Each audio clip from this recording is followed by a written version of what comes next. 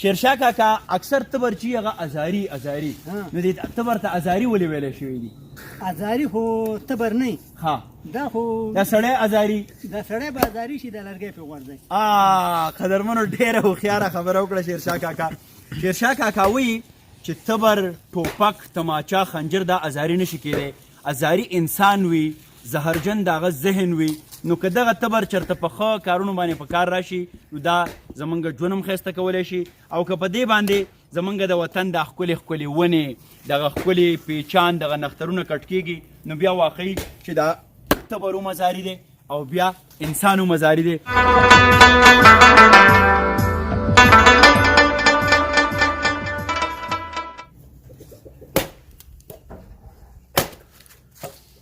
قدرمنو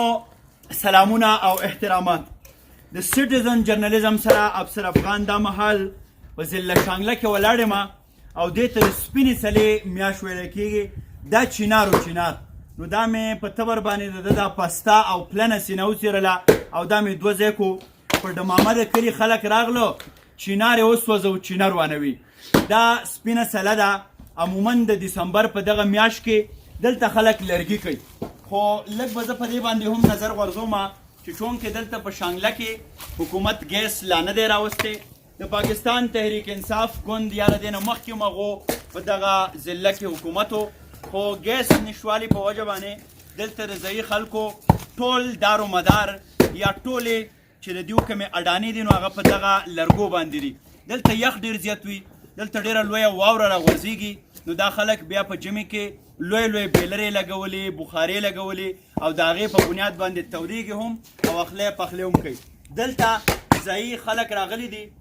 او ګیر چاپېره دا ټک ټوک خیجې روان دی او یو نیک هم دیو ته ناست دی، څوک چې په دغه موسم کې عموما نیکه ما ته به لږ لار راکړې چې زه یې سړي ته ځان ورسومه. دیو ناست وي دلته عموما دغه لرګي چول کېږي. سلام علیکم زما وروره، څنګه یې تاسو ټیک ټاک خوشحاله سو؟ کله بس ته کښېنه په دې خپل ځای باندې. دی په خپل هم په یو مونډ باندې ناست دی او زه به دلته دا لرګي چې دي نو دلته به کښېنم. ښه دا راته ووایي جي چې دلته د دې لرګو ډیری پروت دی، نو یو خو دا چې ماته داسې ښکاري چې ډیفارسټریشن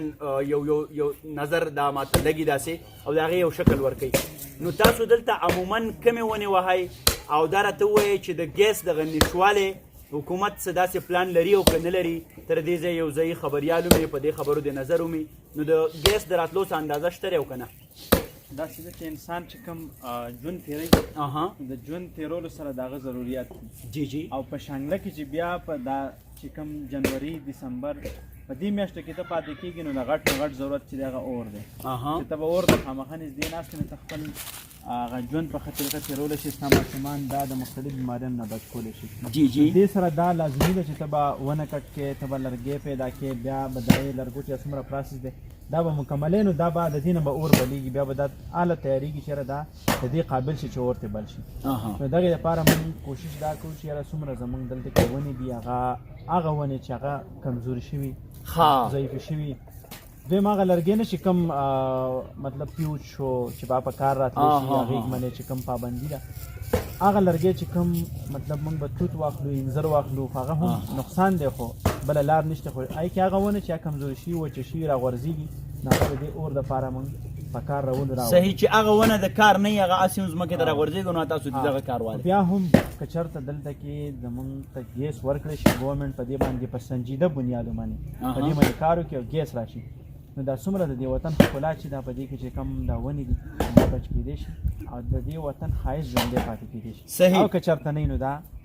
ښایست به وروځي. قدرمنو د دې دا خبره ډېره زیاته معتبره ده. د دې وطن ښایست چې دی په دغه چینارونو دی، په دغه نخترونو دی، په دغه چینو باندې دی. که چېرته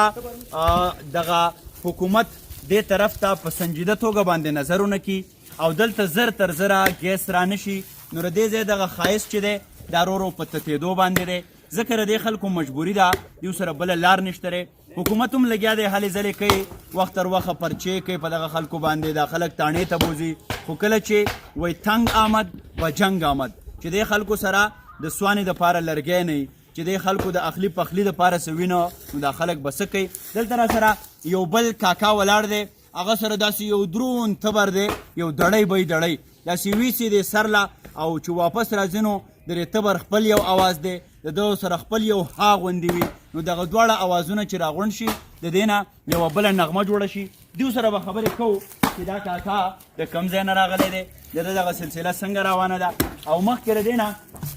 چې د کاکا سره به موږ خبرې وکړو بیا به هلته ځو یو دوه کسان په شریکه باندې لرګی چوي د هغې رچولو خپل یو پراسس دی خپله یو طریقه ده خو دغه پراسس لا اول ځو ځکه چې هغه رانه بیا ختمېږي راځئ ما سره اوسئ دا قدرمنو داسې یو عمل دی چې دلته دا یو دوه سړي لګیا دي او یو غټ سټ یې را لاندې کړی دی اوس دا سټ چې دی نو دا یو کاکا چې دی د یو طرف نه تبر راچوي بل کاکا د بل طرف نه او دې له منځ کې پانه ورکوي نو دا ډېر سخت دی ډېر زیات مضبوط دی دا جی تاسو کتی شئ د ملګري په لاس کې پانه راغستې ده دا د دا وخت کې پانه ورکوي نو د پانې سره داسې شي چې دا لرګی که ډېر سخي او تبر نسی نو کله چې دا پانه پکې ووهي نو بیا تبر دا نشي نیوی دوه نیکان لګیا دي سټ یې راپرځولی دی او دیو یو کوشش کوي خو پانه هم واپس را تنبیږي دی به اوس په تبر ګزارو کې او دا دی لرګی په منځ باندې دوه شو موږ به د شیرشاه کاکا سره خبرې هم وکړو کاکا جان السلام علیکم وعلیکم سلام شیرشاه کاکا خبره به لږه تیزه کړئ کیمرامین ته مې خواست دی چې په شیرشاه کاکا فوکس کې ما دې پرېږدي شیرشاه کاکا عموما به ستا تبر چې ډېر غټ به ډېر دروند به نو دا دومره دروند تبر څه له ساتي دا خو د دې لرګو دپاره پکارېږي آبادي له پې بیا شونه توږو کړی پې وباسو د آبادي کار پې کوو ښه او دا غټ کوم سخت لرګی چې نو دا د دې دپاره سپک تبر دا لرګی چولی نه شي ښه سپک تبر لرګی چولی نه شي شیرشاه کاکا اکثر تبر چې هغه ازاري نو دې تبر ته ازاري ولې ویلی شوي دي ازاري خو تبر نه ښه دا خو دا سړی ازاري دا سړی به ازاري شي دا لرګی پې غورځوي قدرمنو ډېره هوښیاره خبره وکړه شیرشاه کاکا شیرشاه کاکا وایي چې تبر ټوپک تماچا خنجر دا ازاري نشي کېدی ازاري انسان وي زهرجن د هغه ذهن وي نو که دغه تبر چېرته په ښه کارونو باندې په کار راشي نو دا زمونږ ژوند هم ښایسته کولی شي او که په دې باندې زمونږ د وطن دا ښکلې ښکلې ونې دغه ښکلې پیچان دغه نخترونه کټ کېږي نو بیا واقعي چې دا تبر هم ازاري دی او بیا انسان هم ازاري دی زمونږ د نن سټیزن جرنالیزم کې مونږ یو کوشش وکړو چې د دې ځای د ضلع شانګلې چې د ژمي په موسم کې دا خلک لګیایي او دغه لرګي چې دغه لرګي کټ کېږي خو موږ ته دا واضحه شوه چې که دغه خلک دغه لرګي کټ کوي نو دا یو طرف ته د دیو مجبوري هم ده بله د دیو سره لاره نشته حکومت وخت ته په دغه خبره باندې سنجیده ګامونه پورته کول پکار دي چې دلته د ګیس سیستم وشي نو بیا به زمونږ د وطن دغه ښکلا بچ شي کومه چې نیغ په نیغه د سیلانیانو د راښکلو ذریعه ګرځي او کومه چې نیغ په نیغه د دې وطن د دې شانګلې د دې چاپیرچل د اقتصاد سره موږ تړلی شو سټیزن جرنالیزم پای ته رسي افسر افغان ته اجازت